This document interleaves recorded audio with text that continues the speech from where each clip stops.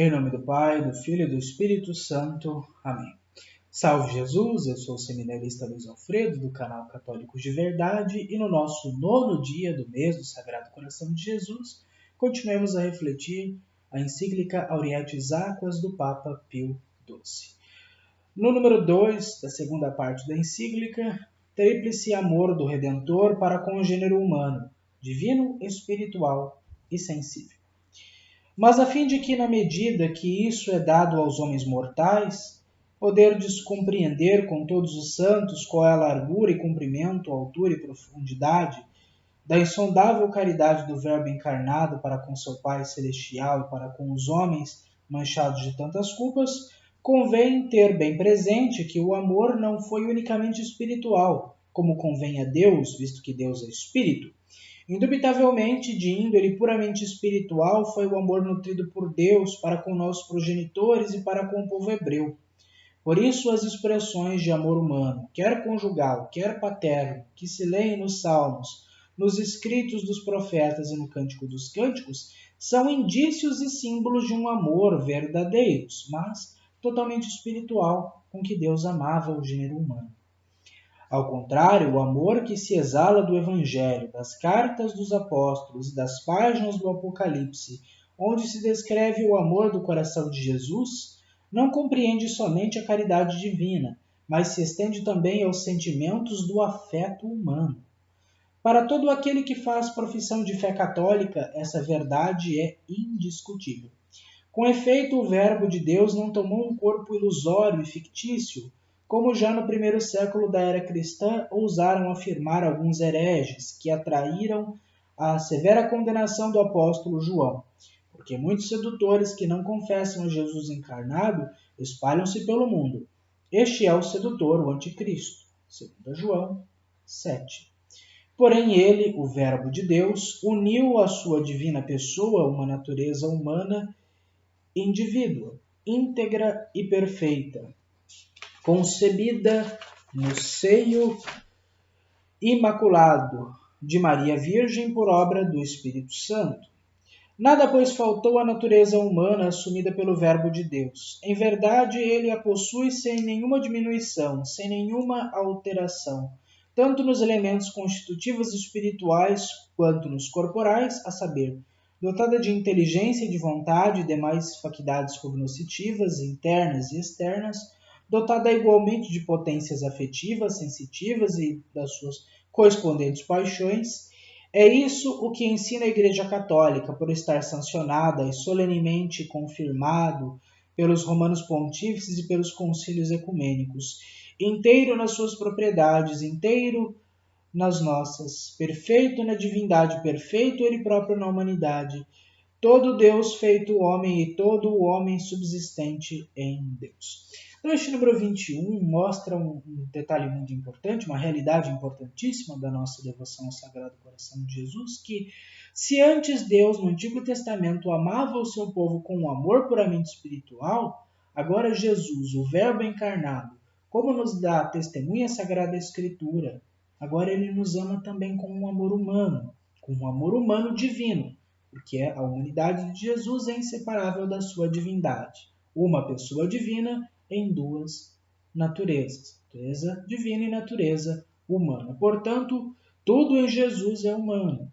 No que concerne a humanidade de Jesus, ele não é um corpo aparente, ele não é um espírito, ele não tem uma carne falsa, como diziam os docetistas, mas ele é homem, ele é carne, mas ele é também Deus. E tudo em Jesus passa por esta divindade e esta humanidade que é própria dele, uma humanidade perfeita. Ele é perfeito naquilo que é humano e é Deus. E a sua humanidade subsiste na sua divindade. E ele é Deus feito homem. Então, como ensinam os concílios ecumênicos, principalmente os primeiros 7 concílios ecumênicos sobre isso, né? Niceia, Constantinopla, Éfeso, Calcedônia, e os segundo e terceiro concílios de Constantinopla, o segundo concílio de Niceia, e os romanos pontífices, né, como São Leão Magno, como São Gregório Magno, como tantos outros, eles nos ensinam esta com segurança de que Jesus é homem em tudo, à exceção do pecado que não faz parte da natureza humana, mas é uma realidade, né, que acidental, contraída pelos nossos primeiros pais e infelizmente ainda praticada por nós. Então, Deus nos ama com um coração humano, Deus nos ama com sentimentos humanos que em Jesus tornam-se divinizados. Ele é Deus e é homem, verdadeiramente. Espero que não tenha diminuído a minha explicação, o comentário de Pio XII e as suas citações magníficas. Bom, número 22. Não havendo, pois, dúvida alguma de que Jesus possuía um verdadeiro corpo humano dotado de todos os sentimentos que lhe são próprios, entre os quais campeia o amor, do mesmo modo, é muito verdade que ele foi provado de um coração físico em tudo semelhante ao nosso, não sendo possível que a vida humana, privado deste excelentíssimo membro do corpo, tenha a sua natural atividade afetiva. Por conseguinte, o coração de Cristo, unido hipostaticamente à pessoa divina do Verbo, sem dúvida deve ter palpitado de amor e de qualquer outro afeto sensível. Contudo, esses sentimentos eram tão conformes e estavam tão em harmonia com a vontade humana, transbordante de caridade divina, e com o próprio amor infinito que o Filho tem com o Pai e com o Espírito Santo, que jamais se interpôs a mínima oposição e discórdia entre esses três amores. Bom, então este número vai nos explicar que Jesus tem um coração físico porque é homem. Não há homem que sobreviva sem ter o coração. Mas este coração está unida à divindade de Jesus, à sua pessoa divina, né, ao Verbo, ao Filho de Deus, gerado eternamente do Pai. Este coração divino e humano deve ter palpitado de amor e de outros afetos, afetos sensíveis, mas completamente ordenados à vontade de Deus, completamente ordenados ao amor que Deus tem pelo Pai, o amor que o Filho tem pelo Pai, que o Pai tem pelo Filho, que o Pai tem pelo Espírito, que o Filho tem pelo Espírito. Esse tríplice amor na Santíssima Trindade está presente neste coração divino encarnado, ou neste coração humano divino de nosso Senhor Jesus Cristo. Então é um coração humano divino que ama a si mesmo enquanto Deus unitrino e que ama a nós, pobres homens pecadores que somos. No número 23, todavia, o fato de haver o Verbo de Deus assumido a verdadeira e perfeita natureza humana e de lhe ter sido plasmado e como que modelado um coração de carne que não menos do que o nosso fosse capaz de sofrer e de ser ferido, esse fato, digamos, se não é visto e considerado à luz que emana não só da união hipostática e substancial, mas também da verdade da redenção humana, que é, por assim dizer, o complemento daquela, a alguns poderia parecer escândalo e loucura, como de fato aos judeus e gentios pareceu Cristo crucificado. Ora, os símbolos da fé perfeitamente concordes com as divinas escrituras asseguram-nos que o Filho unigênito de Deus assumiu a natureza passível e mortal com a mira posta principalmente no sacrifício cruento da cruz, que ele desejava oferecer com o fim de realizar a obra da salvação do homem.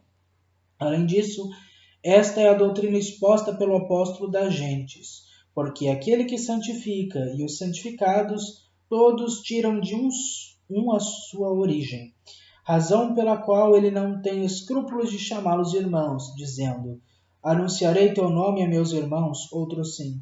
Ei-nos aqui, eu e meus filhos que Deus me deu.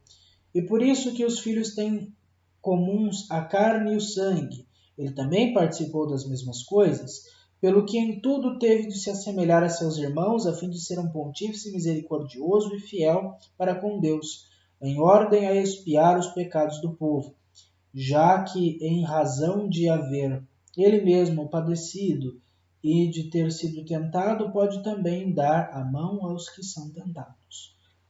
Citações da Carta aos Hebreus, capítulo 2, versículos 11 a 14, 17 e 18. Bom, então, Jesus tem um coração humano divino capaz de amar, de ser amado, capaz de sofrer, capaz de se doar, porque justamente ele visava com isso nos redimir e redimir também os afetos do nosso coração, como ele de fato o fez na cruz. Então, que nosso Senhor, que nos ama com um coração de carne, um coração divino, humano, possa fazer com que permaneçamos no seu amor. Em nome do Pai, do Filho e do Espírito Santo. Amém. Salve Jesus. Deus te abençoe sempre.